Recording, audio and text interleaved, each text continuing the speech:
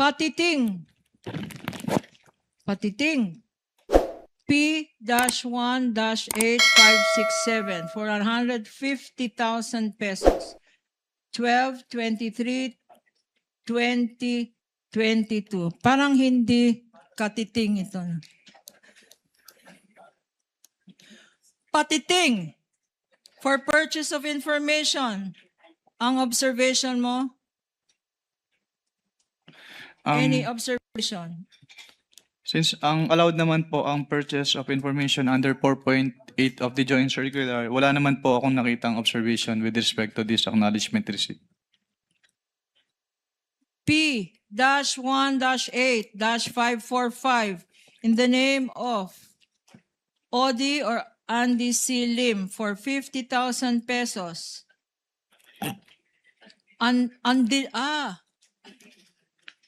Andilim. Kanya ko pala hindi mabasa. Andilim. Para kay Andilim. 50,000 pesos. Ang date, 12/21/2023. Ano ang observation mo ulit? Kung meron man. Yung date of payment po, December 27, 2023, is outside the coverage po nung kanilang period of disbursement, which is December 21 to 31, 2022. Kung merong andilim, siguro dahil Objection, pikit. Your Honor. I'm sorry, but I've been giving leeway to opposing counsel, but I think she's been coloring, the contents of the documents more than what is shown Your in the Honor, I'm document just reading. It itself. says here. And No, counsel Your can Honor, It says andilim. I think you It's the know way my it point, Your sounds, Your Honor. Honor. It's like patiting. That's the way it's spelled. And the next one, maybe you will object again. It's Alejandro A. Pikit. I was gonna say, kanya siguro madali. May pikit ang mata. Pikit. Exactly, Your Honor, our point, Your Honor. Pikit. Counsel for the panel of prosecutors. I think you know what the counsel for the respondent is talking about. Yes. Kindly proceed accordingly. Okay, Alejandro A. Pikit, P-18-544 for 90,000 pesos. And the date here, again, is 12/21/2023. Purchase of information. Any observation, Mr. Witness? Yung date of payment po na December 21, 2023 based on this document is outside po doon sa kanilang period of disbursement. Okay. P-1-8-556 being shown to you and flashed on the screen is for Fiona Byong for 80,000 pesos, 12/22/2022, also for payment of information. Any comment, Mr. Witness? Wala naman po akong particular observation on this AR kasi yung purchase of information is allowed naman po under 4.8 of the Joint Circular. And the last two, also for payment of information, P-1-8-654 for Cisronio Balsac for 70,000 pesos. And P-1-8-615 for Gabriel S. Bisaya for 70,000 pesos. 12/27/2022. Any observations, Mr. Witness? Yung date of payment po ng December 27, 2023, which is outside the coverage po nung kanilang period of disbursement. Now, having shown you selected few of these 845 acknowledgement receipts, can you confirm now that the ones shown to you and those that are part of your summary stated in your tabulation are the documents submitted to you by the Office of the Vice President by way of liquidation of monies allegedly paid to alleged payees and for alleged purposes? Yes po, ma'am. I will go now to the Office of the Vice President. What happened next? if any? From what from what period po yung tinatanong niyo, ma'am? From the date of, After you received the response of the Office of the Vice President, what action did you take, if any? I evaluated po the response, the explanation contained in the response as well as the documents po attached in the response, and nag-issue po kami ng notice of suspension dahil hindi pa rin po compliant yung kanilang submission sa ICFAO. Again, can you remind us what a notice of suspension is? Based on the Joint Circular 2015-01, notice of suspension is a written notification to the head of the agency and the agency accountant, informing them of the temporary disallowance in audit of the disbursement because it appears that the disbursement is illegal, irregular, or improper, and that they are required to submit an explanation or justification or the documents being sought in the notice of suspension or both. If a notice of suspension is shown to you, P-1-13-A, which is a common exhibit with the defense, would you be able to identify the same?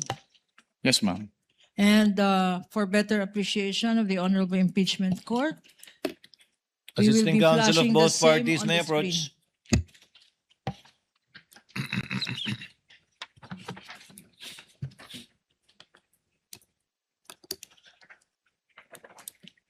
You may proceed, counsel. In your notice of suspension, which you said you issued, and which is a common exhibit, what were your recommendations thereat?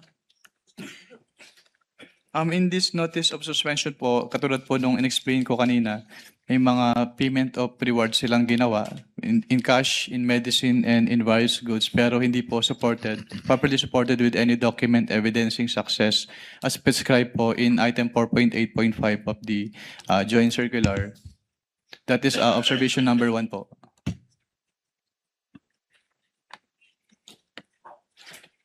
We are flashing on the screen, and for easy reference, this has been boxed, Your Honor. What else? Also, in the NS po, yun, katulad din nung sinabi ko kanina, meron silang mga purchases na ginawa, which is yung purchases of medicine, which were given as rewards. Yung purchases of various goods, which were given as rewards. Yung purchase supplies, yung tables and chairs, at yung desktop printers and computers ay supported lamang ng acknowledgement receipts instead of sales invoices or official receipts. And also with respect to the purchased tables and chairs and desktop printers and computers, hindi po nila in-indicate if these purchases were intended for the confidential operations of the Office of the Vice President.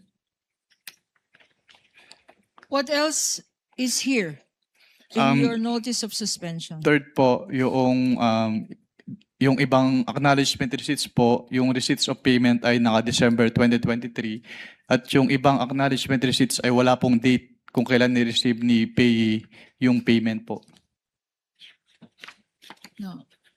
If these acknowledgement receipts, there are certain acknowledgement receipts dated 2023, if shown to you, would you be able to identify the same? Yes, ma'am.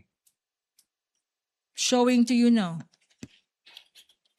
Acknowledgement receipts dated December 20, 2023, beyond the period beyond the covered period of the last quarter of 2022. Please go over these documents. Assisting counsel may show the witness the documents.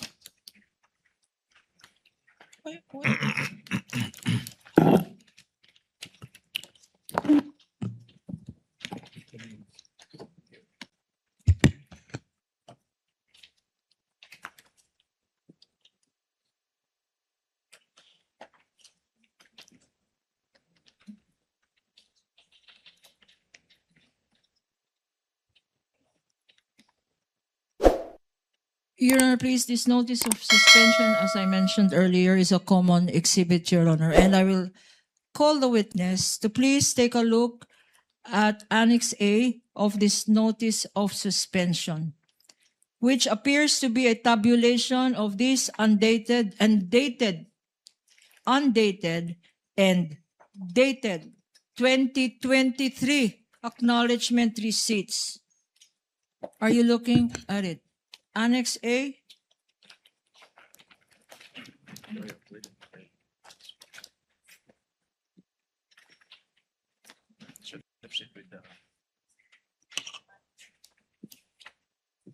What is the total, Mr. Witness, based on your Annex A of your notice of suspension of the total amount for acknowledgement receipts issued for a period not covered by the confidential funds?